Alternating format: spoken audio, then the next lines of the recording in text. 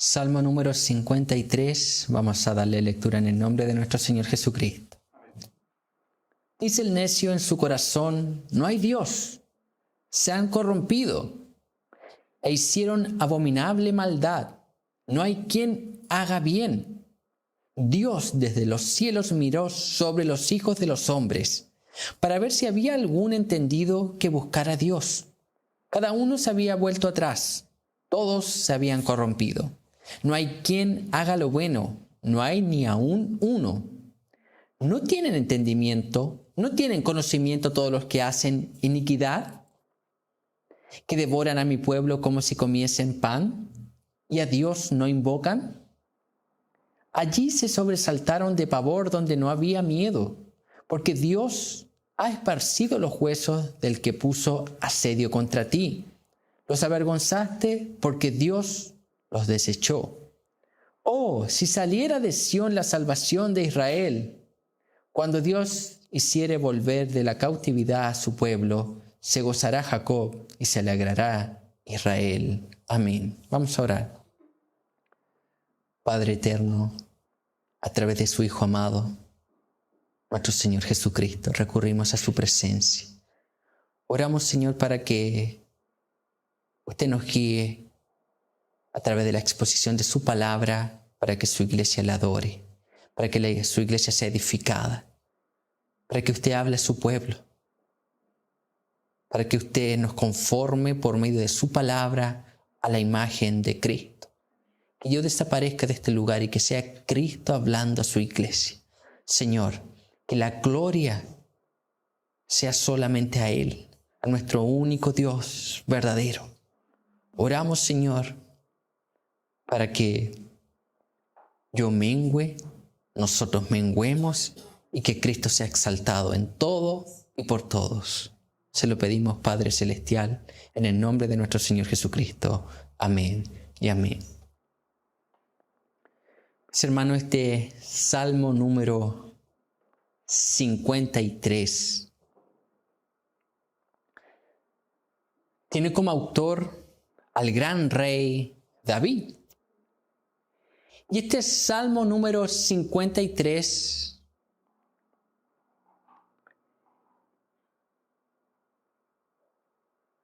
está también en otro lugar de los salmos. Muchos dicen que se vuelve a repetir, que es el Salmo número 14, que son casi idénticos, a excepción por el versículo número 5, que el del Salmo 14 serían los versículos 5 y 6. Entonces hay una pequeña variación con respecto a lo que Dios haría con estos hombres impíos. El salmista aquí celebra una victoria militar sobre sus enemigos. Y al parecer aquí se vuelve a escribir nuevamente el Salmo número 14 para adaptarlo a un acontecimiento bélico específico, lo cual le da un lugar distintivo a este Salmo número 53 dentro del canon bíblico. Porque podríamos preguntarnos, ¿pero por qué está dos veces? Es porque se vuelve a escribir, pero en una instancia distinta. El contexto del autor era diferente cuando escribió el número 14, cuando vuelve a escribir muy semejante al número 53, con una pequeña variación en el versículo número 5. Entonces, por eso que lo encontramos aquí en las Escrituras, este Salmo número 53. Y en el día de hoy, mis hermanos, yo quiero en esta predicación hablar sobre la maldad del hombre. Y veremos esta predicación dividida en 3 secciones, las cuales abordarán la condición caída del hombre, la consecuencia de la maldad del hombre y la esperanza para el hombre está en Cristo. Entonces veremos este salmo. El primer versículo muy citado, muy conocido, y comienza diciendo así: Dice el necio en su corazón, no hay Dios. Se han corrompido e hicieron abominable maldad. No hay quien haga bien. Lo primero que nosotros debemos entender es a qué se refiere aquí el autor cuando habla de necedad, cuando habla de este necio. Aquí el autor David, cuando habla del necio, se refiere a una persona sin discernimiento moral o sabiduría espiritual, que se basa en una negación práctica de Dios. Podría ser una persona inteligente según los estándares del mundo, pero ignorante a la verdadera realidad. El ser llamado necio es un juicio moral. Entonces aquí, cuando David dice el necio, no se refiere a una persona carente de conocimiento, carente de intelecto. No, se refiere a una persona que ignora la verdadera realidad de su condición moral. Entonces, esta persona, este necio, dice el texto, dice en su corazón. Corazón aquí está hablando del hombre interior, mente, afectos y voluntad. Es una persona desesperadamente perversa y mentirosa. Este texto nos está mostrando que el ser humano está intrínsecamente depravado, de manera integral, como nosotros veíamos hace meses atrás hablando sobre la depravación total o radical. Entonces aquí está hablando que la esencia misma de este hombre está corrompida, porque dice el necio en su corazón, en su interior. ¿Qué es lo que dice este necio? No hay Dios. No hay Dios. Y aquí nosotros debemos detenernos un poco para poder entender la negación de este necio y por qué Dios, a través de David, denomina a esta persona como necia. Porque esta persona dice, no hay Dios. Esta persona no está argumentando diciendo que no existen evidencias para mostrar la existencia de Dios. Esta persona no está preocupada del diseño inteligente que detrás de toda esta creación, la naturaleza, los animales, la vida, el ser humano. Es obvio que hay alguien que la diseñó, hay alguien que la creó. Aquí el necio no está negando a Dios como creador. No se refiere a aquello. Aquí la palabra que se traduce como Dios en el hebreo es Elohim. Y en el contexto, el necio está negando a Dios como juez. El necio es un ateo práctico. No es alguien que está argumentando, analizando, viendo qué dice la Escritura, qué vemos en este mundo, filosofando. No. El problema es que él está negando a Dios como juez. Esa es la negación del necio. Y el gran problema cuando nosotros hablamos del ateísmo se resume a aquello. El problema del ateísmo es un problema netamente moral. El problema del ateísmo no es filosófico. El problema con el ateísmo no es intelectual. El problema con el ateísmo no es que no hayan evidencias en la historia sobre la creación y que detrás de la creación hay un Dios que creó todas las cosas. No ese es el problema con los ateos. El problema es netamente moral. Y aquí, tanto en el Salmo número 14 como en el Salmo 53, David nos dice esto mismo, que el problema es moral. El necio es un ateo práctico. Y dice el texto, se han corrompido. La necedad es la falta de moralidad, no la escasez de intelecto natural. El necio está corrompido moralmente. Usted ve cuando analiza cómo el mundo avanza. Y mientras más avanzamos intelectualmente, científicamente, te ve las tecnologías que hay hoy en día. Hace 10 años ni lo hubiésemos imaginado todo lo que es la inteligencia artificial. Ni se nos hubiese pasado por la mente, imagínense, hace 50 años atrás.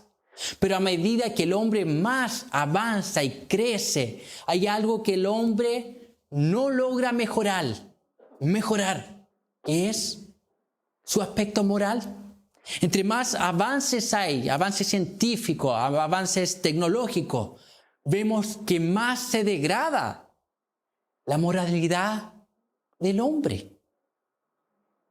¿Por qué? Porque el problema no es intelectual. Como decía en un sermón que oí hace varios años de Charles Spurgeon, él decía que si tomásemos a un hombre y lo aislásemos de toda la sociedad y lo colocásemos solo, pensando que ese hombre no pecaría nunca, estamos totalmente equivocados. Haría cualquier cosa para pecar. ¿Por qué? Porque es su condición. El necio está corrompido moralmente. E hicieron abominable maldad. Abominable maldad se refiere a sus acciones que son detestables, porque son malas. Entonces, aquí, versículo número 1, cuando habla de este necio, estas personas pueden ser intelectualmente extraordinarias, pueden ser personas con muchos grados académicos, y vemos cuántos ateos con grados de renombre. Pero cuando usted comienza a ver sus vidas, moralmente son necios, ignoran la verdad de Dios. Y la parte final dice, no hay quien haga bien. Aquí no está hablando del bien relativo que todos podemos hacer, sino que más bien está hablando en un sentido absoluto, lo cual implica hacerlo con las motivaciones correctas para honrar y glorificar a Dios. Aquí, para que entiendan. Cuando se habla en las Escrituras de la depravación del hombre, y aquí está hablando no hay quien haga bien, aquí no se refiere a ese bien relativo que todo ser humano, debido a la gracia común de Dios, puede hacer. Por ejemplo, si hay alguien necesitado, yo voy y le ayudo. Vemos cuántas obras de caridad, vemos cuántos filántropos ayudando a un montón de gente, cuántas ONG ayudando. A veces nosotros mismos somos movidos por compasión cuando vemos a alguien necesitado y le ayudamos, le tendemos la mano.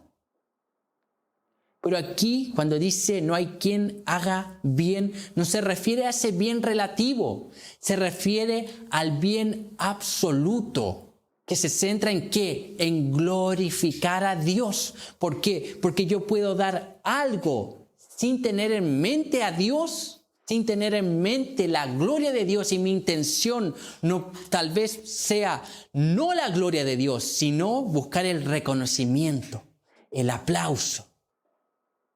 Entonces a esto se refiere cuando dice no hay quien haga bien, o sea, no hay quien haga bien de manera desinteresada, completamente, absolutamente para la gloria de Dios. No hay quien, dice. Los versículos 2 y 3 continúan diciendo, Dios desde los cielos miró sobre los hijos de los hombres para ver si había algún entendido que buscara a Dios. Cada uno se había vuelto atrás, todos se habían corrompido. Para ver si había algún entendido que buscara a Dios. Dios buscó a alguien que le buscase a Él y que hiciera lo bueno. Sin embargo, el hombre caído no busca a Dios de forma activa. No busca a Dios sin que Dios intervenga. Eso nos está mostrando esa depravación, que el hombre está muerto en delitos y en pecados y está incapacitado para ir a Dios. Es interesante que la Biblia describe esa figura de esa muerte espiritual como muerte. ¿Te has visto un muerto? ¿Qué hace un muerto? ¿Un muerto puede respirar? No. ¿Un muerto puede moverse? No. ¿Un muerto puede oír? No. ¿Qué hace un muerto? Nada. ¿Por qué? Porque está muerto. Y esa es la figura como Dios describe al hombre sin Dios, muerto espiritualmente. Y dice, Dios desde los cielos miró sobre los hijos de los hombres para ver si había algún entendido que buscara a Dios. Y continúa diciendo, cada uno se había vuelto atrás. Todos se desviaron del propósito con el cual fueron creados, vivir para la gloria de Dios y disfrutar de Él para siempre. A eso apunta el texto. Dice, todos se volvieron atrás. Nadie buscó a Dios por sí mismo. Todos se desviaron de ese propósito original. Todos se olvidaron de la gloria de Dios, de la gloria de Cristo. Todos se olvidaron de honrar a Dios.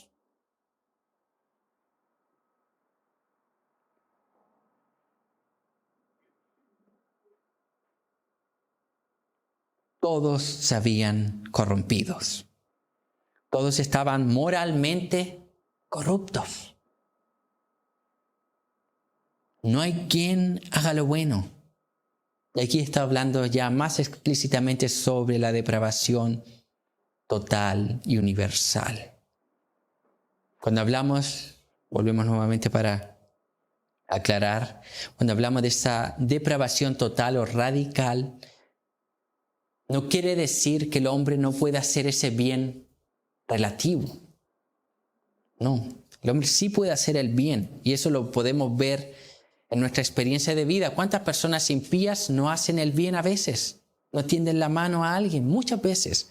Entonces, cuando se habla de depravación total o radical, quiere decir que cada facultad del ser humano fue afectada por causa del pecado. Físicamente, psíquicamente, espiritualmente fue afectado. Las emociones fueron afectadas por causa del pecado. Completamente.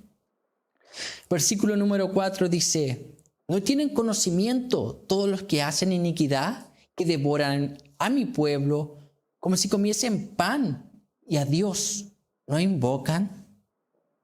El salmista aquí utiliza un lenguaje absoluto para comunicar una verdad relativa.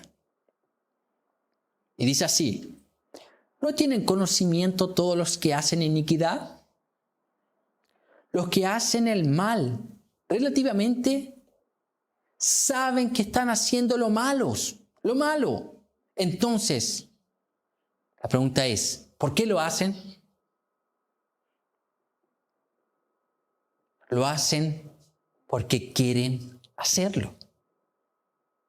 Ahora, cuando el texto dice, ¿no tienen conocimiento todos los que hacen iniquidad? O sea, sí está diciendo, está usando una figura retórica, preguntando. Pero está diciendo, sí tienen conocimiento. ¿Pero por qué lo hacen? Porque quieren hacerlo. Ahora, no tienen un conocimiento absoluto. Por ejemplo, no tienen el mismo conocimiento que uno tiene con respecto al ser de Dios. Porque usted se ha visto, entre más nosotros conocemos a Dios, más pecadores nos sentimos. Ellos no logran tener eso, pero saben que hay un Dios como juez. Pero le tratan de ignorar. Y dice, que devoran a mi pueblo como si comiesen pan. O sea, estas personas malvadas, pregunta Dios sobre estas personas malvadas, ¿no tienen conocimiento de los que hacen iniquidad? O sea, ¿quién ¿Quién no se da cuenta cuando está dañando a alguien? Porque después dice, que devoran a mi pueblo como si comiesen pan. O sea, estas personas estaban dañando al pueblo de Dios. Entonces, estas personas, Dios pregunta, ¿no se darán cuenta que están dañando a alguien, dañando a su prójimo? La respuesta es obviamente que sí. Lo interesante es que el texto dice que devoran a mi pueblo como si comiesen pan. Los impíos explotan a las personas sin sentirse culpables. Y esto es tan natural para ellos como comer pan. ¿Cuántas veces al día usted come pan? Quizás unos más, otros menos. Nosotros, sobre todo en Chile, la mañana, algunos a la hora del almuerzo, la 11. Entonces es algo común para nosotros que esté el pan todos los días en nuestra mesa. Y Dios describe así la maldad de los hombres. Ellos ejecutan la maldad, practican la maldad. Como así todos nosotros comemos pan diariamente. Es el pan de cada día, el hacer el mal. No se inmutan, no sienten pesar por dañar a otro. Saben que están haciendo mal y saben en su conciencia que tienen que rendirle cuenta a un juez. Y es por eso mismo que los lleva a ¿qué? A ignorar. Es decir, no hay Dios. Porque su maldad es tal que ellos saben que si se presentasen delante de Dios serían desintegrados. Entonces estos necios practican la maldad como si estuviesen comiendo pan.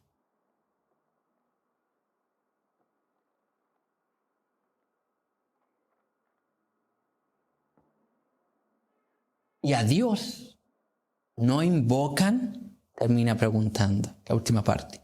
No invocan a Dios por ignorancia. ¿Sabe por qué no invocan a Dios? Por indiferencia. No quieren. No quieren. La Biblia, Diario Vivir, comenta sobre estos pasajes y dice lo siguiente. La gente puede decir que no hay Dios para cubrir sus pecados, tener una excusa para continuar pecando o para pasar por alto al juez y evitar el juicio. Un necio no es alguien falto de inteligencia. Muchos ateos e incrédulos son sumamente cultos. Entonces, mis hermanos, estos versículos nos muestran la magnitud del pecado en el hombre. El ser humano es malo y lo único que sabemos hacer en perfección es pecar. Si hay algo que nosotros no necesitamos estudiar o capacitarnos para poder ejecutarlo, es el pecado. El ser humano tiene una maestría, un doctorado, postdoctorado en pecado. Y no necesitamos esforzarnos mucho para mostrar que poseemos ese pecado en nuestras vidas. Y debemos entender que no somos pecadores porque pecamos. Nosotros pecamos porque somos pecadores. Es decir, tenemos en nuestro ser una naturaleza pecaminosa, inclinada a pecar. Cuando alguien peca, no es el acto de pecar que le hace pecador. No, la acción, el pecado en sí está mostrando lo que ya está dentro de sí. Su naturaleza es pecaminosa. El ser humano potencialmente es capaz de cometer los crímenes más atroces. Solamente la gracia común de Dios es la que nos limita. Cuando usted ve a todos estos asesinos en serie, cuando usted ve a todos estos dictadores, Hitler, Lenin, Stalin, Mussolini, gente que mató miles, tal vez millones de personas. Y nosotros las vemos y muchas veces nos escandalizamos, decimos, ¡oh, qué criminal! No merece el juicio de Dios. Pero nosotros no somos muy distintos a ellos en potencial. Tenemos el potencial de cometer los peores crímenes, al igual que Hitler, Lenin, Stalin, Mussolini, al igual que todos esos asesinos en series. Tenemos el potencial. ¿Por qué no los ejecutamos, no los hacemos? Porque Dios, por su gracia común, nos restringe. Y cuando vemos estos ejemplos que han ocurrido en la historia, es para recordarnos de cuán perverso es el hombre sin Dios. Y para recordarnos el Dios lleno de gracia, amoroso que tenemos, que nos restringe, nos limita. Todo ser humano sin Cristo es un ateo práctico por naturaleza. Mis hermanos, es tal la maldad de los hombres que hay muchos ateos prácticos dentro de la iglesia que están ahí para alivianar sus conciencias, pero siguen teniendo una vida mundana, hablan grosería, visten inmoralmente, mienten, humillan a otras personas, y mientras los miembros de la iglesia no le estén mirando, practican el pecado naturalmente como si estuviesen comiendo pan. El ateísmo práctico no solamente se encuentra afuera de la iglesia, sino también dentro de las personas que frecuentan la iglesia. El ateísmo práctico, ¿qué es? Usted no necesita negar la existencia de Dios con sus palabras, verbalmente, escribir algo, Dios no existe. No, usted niega la existencia de Dios con sus acciones, de la manera que vive. Ese es el ateísmo práctico.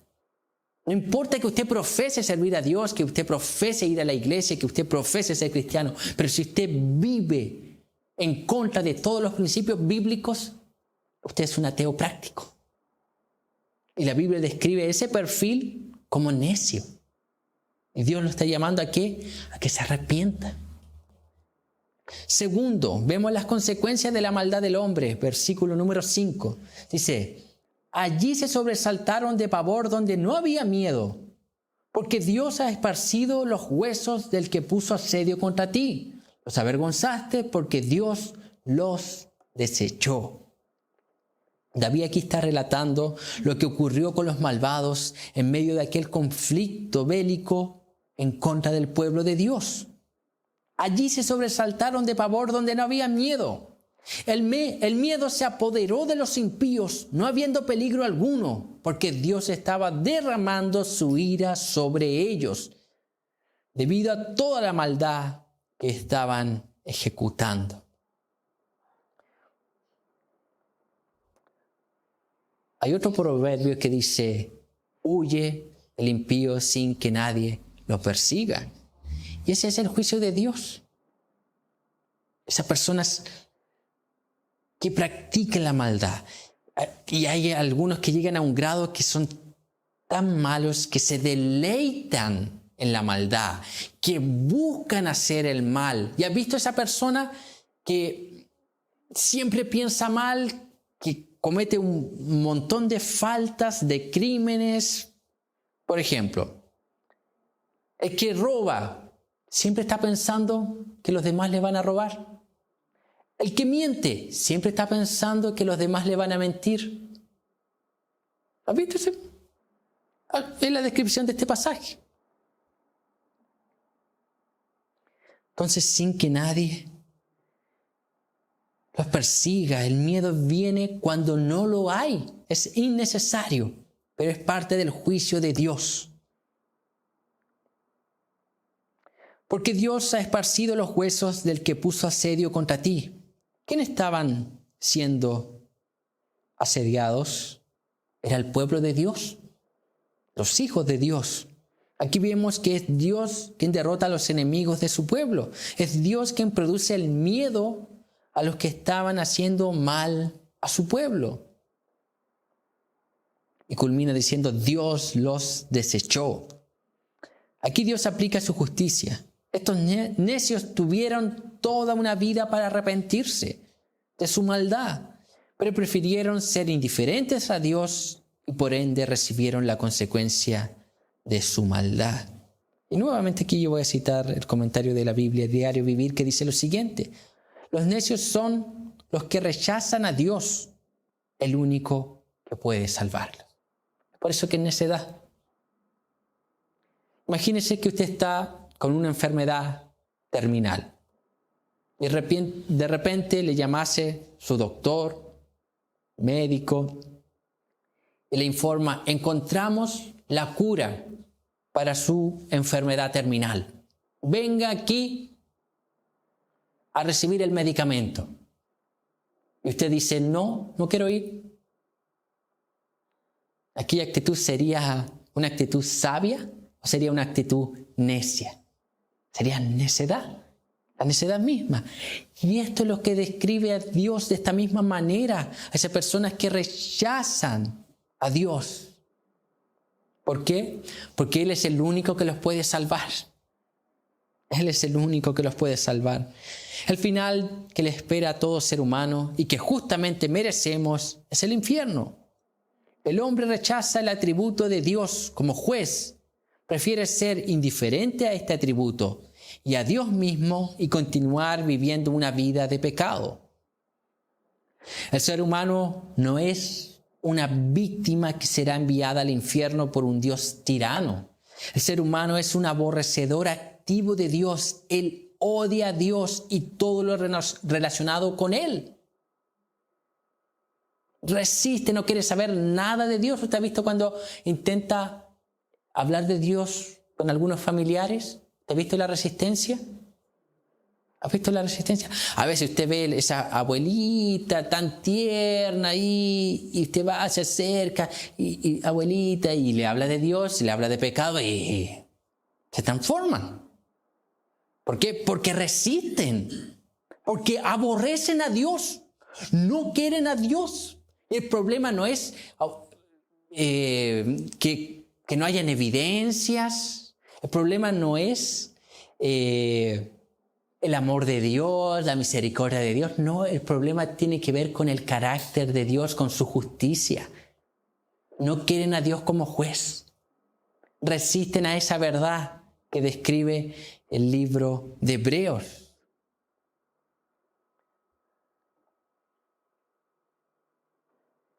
Que un día nos presentaremos, que el final de todos nosotros será la muerte, y un día nos tendremos que presentar delante de Dios y rendir cuentas. Eso es lo que resisten, eso es lo que no quieren. Eso es lo que no quiere el necio, dice aquí las Escrituras.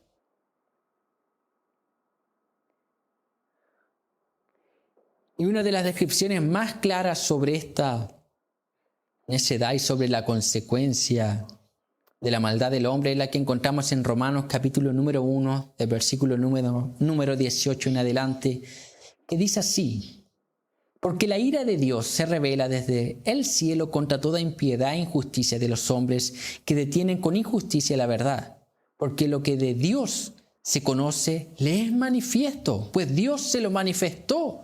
Porque las cosas invisibles de Él, su eterno poder y deidad, se hacen claramente visibles desde la creación del mundo, siendo entendidas por medio de las cosas hechas, de modo que no tienen excusa, pues habiendo conocido a Dios, no le glorificaron como a Dios, ni le dieron gracias, sino que se envanecieron en sus razonamientos, y su necio corazón fue entenebrecido.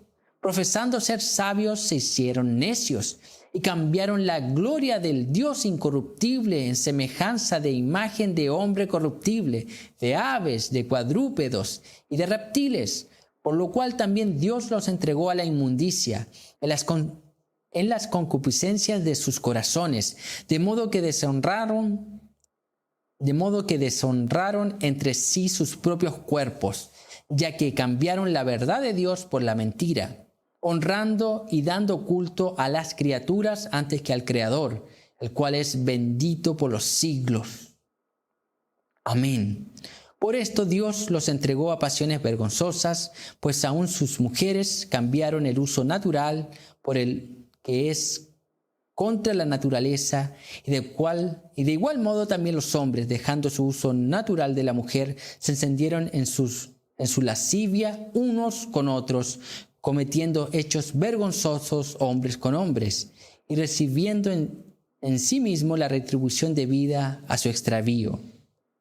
Y como ellos no aprobaron tener en cuenta a Dios, Dios los entregó a una mente reprobada para hacer cosas que no convienen, estando atestados de toda injusticia, fornicación, perversidad, avaricia, maldad, llenos de envidia, homicidios, contiendas, engaños y malignidades, murmuradores, detractores, aborrecedores de Dios, injuriosos, soberbios, altivos, inventores de males, desobedientes a los padres, necios, desleales, sin afecto natural, implacables, sin misericordia, quienes, habiendo entendido el juicio de Dios, que los que practican tales cosas son dignos de muerte, no solo las hacen, sino que también se complacen con los que las practican. Ahora, cuando usted ve estos pasajes, ¿piensa que la justicia de Dios o que Dios envíe personas al infierno es injusto? Como Dios describe al hombre aquí, claramente que no. Claramente que no. Esta es nuestra condición como raza humana. Llegará el día en que seremos retribuidos justamente por Dios. Entonces, esa es la condición del hombre. Pablo lo describe de manera explícita. Y no hay una forma aquí cuando usted ve Romanos capítulo 1, 2 y 3, cuando describe la justicia de Dios que viene al hombre en forma de ira. A veces pensamos que Dios va a venir y tomar a las personas y moverlas. No. Romanos 1, 2 y 3 muestran la ira de Dios sobre los hombres. ¿Cuándo está sobre los hombres? Cuando Dios los deja a sus deseos desenfrenados. Los deja ser. Versículo número 6 dice así: Oh, si saliera de Sión la salvación de Israel, cuando Dios hiciere volver de la cautividad a su pueblo, se gozará Jacob y se alegrará Israel. El salmista realiza una expresión de esperanza y de liberación del mal. La Nueva Traducción Viviente traduce de la siguiente forma este versículo 6. ¿Quién vendrá del monte Sión para rescatar a Israel? Cuando Dios restaure a su pueblo, Jacob gritará de alegría e Israel se gozará. El pueblo de Dios será librado de toda esa opresión de parte de los malos, de los malignos. Entonces, aquí vemos la esperanza para el hombre está en Cristo. Está en Cristo, aquí apunta a Cristo, a nuestro Salvador. Y es la esperanza del pueblo de Dios.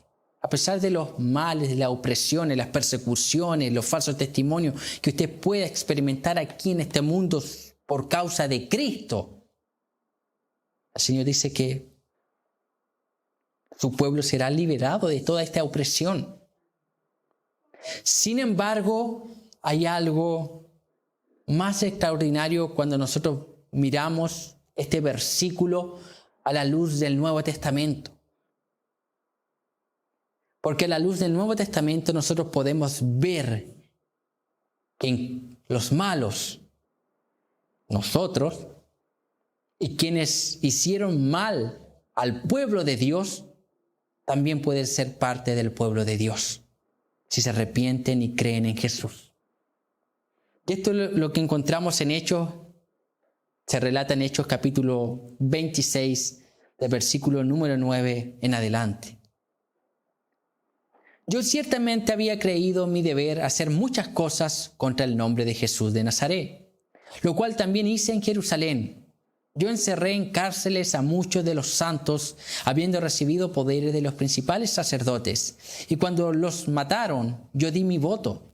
Y muchas veces, castigándolos en todas las sinagogas, los forcé a blasfemar. Enfurecido sobremanera contra ellos, los perseguí hasta en las ciudades extranjeras. Ocupado en esto, iba yo a Damasco con poderes y en comisión de los principales sacerdotes, cuando a mediodía, oh rey, yendo por por el camino vi una luz del cielo que sobrepasaba el resplandor del sol, la cual me rodeó a mí y a los que iban conmigo. Y habiendo caído todos nosotros en tierra, oí una voz que me hablaba y decía en lengua hebrea: Saulo, Saulo, ¿por qué me persigues? Dura cosa te es dar coces contra el aguijón. Y entonces dije: ¿Quién eres, Señor? Y el Señor dijo: Yo soy Jesús, a quien tú persigues. Pero levántate y ponte sobre tus pies, porque para esto te he aparecido a ti, para ponerte por ministro y testigo de las cosas que has visto, y de aquellas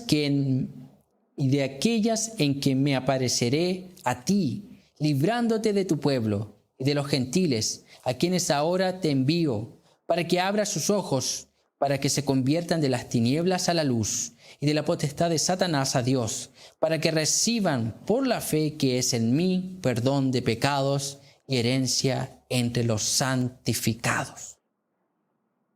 Entonces, mis hermanos, hay esperanza en Cristo y su Evangelio. Jesús tomó nuestro lugar, pagó por nuestros pecados en la cruz. Y lo distinto que encontramos a la luz del Nuevo Testamento, que no lo logramos ver en plenitud aquí en el Salmo, es que aún los perseguidores del pueblo de Dios, si Dios así lo quiere, pueden llegar a ser parte del pueblo de Dios. Sus pecados pueden ser perdonados, mis hermanos. Y eso es lo glorioso del Evangelio.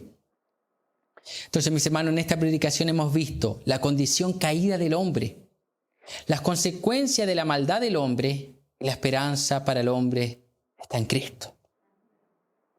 Este salmo nos muestra que el hombre es un aborrecedor de Dios, es malo y siente placer en practicar la maldad.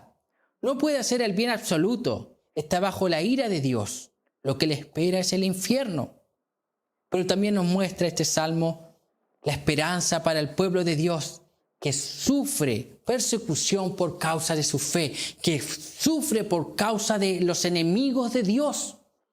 ¿Has visto esa persona que de repente, solo por el hecho de saber que usted es cristiano, que usted es creyente, comienzan a perseguirle, levantar falsos testimonios, comienzan a orquestar por detrás suyo para que usted haga algo malo en el trabajo, comienzan a burlarse, comienzan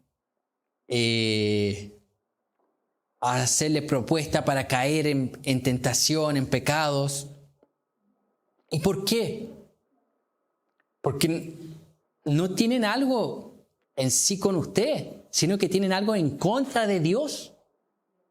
Porque al ver un creyente que es sal, que impide la corrupción, que es luz, que comienza a influenciar, aquel necio le molesta, le incomoda. ¿Por qué? Está acostumbrado a mentir, está acostumbrado a robar, está acostumbrado a hacer cosas turbias, y cuando aparece que alguien que le dice, no lo voy a hacer. Pero en el trabajo a veces oprimido, así, si me echan, que me echen, no voy a negar mi fe. Entonces comienza a colocar un ambiente distinto, comienza a influenciar de una u otra manera. Entonces este salmo da esperanza para el pueblo de Dios, que un día toda esa persecución, toda esa aflicción, todas esas encrucijadas que este mundo nos hace experimentar, que Satanás nos hace experimentar, van a terminar, van a acabar. Y finalmente este salmo también da esperanza a aquellas personas que no son cristianas. Dios les está llamando a reconciliarse con Él por medio de Jesucristo. Vengan a Cristo arrepentidos de sus pecados, confiesen sus pecados, crean en el Evangelio, al igual como lo hizo el apóstol Pablo, que pasó de ser perseguidor a ser perseguido por causa de Cristo. Y de esto nos habla este salmo, apunta a aquello. Hay esperanza, mis hermanos. A pesar de que experimentemos aflicción y a veces nos preguntamos, pero ¿por qué la gente no sé, puede ser un vecino, un conocido, pero nunca le he hecho nada, incluso hasta familiares. Pero ¿por qué siempre hay una tensión, siempre hay un conflicto, siempre? ¿Por qué? Porque el problema no es con usted, el problema es a quien usted sirve. Porque su rectitud, su obediencia a la palabra de Dios comienza a molestar. Pero también podemos orar por esas personas, porque Dios también las puede salvar, así como lo hizo con el apóstol Pablo. Hay esperanza para nosotros, que un día el Señor volverá y nos librará de todos los males que hemos experimentado aquí. Pero también hay esperanza para ellos. Cristo, mis hermanos. Vamos a orar.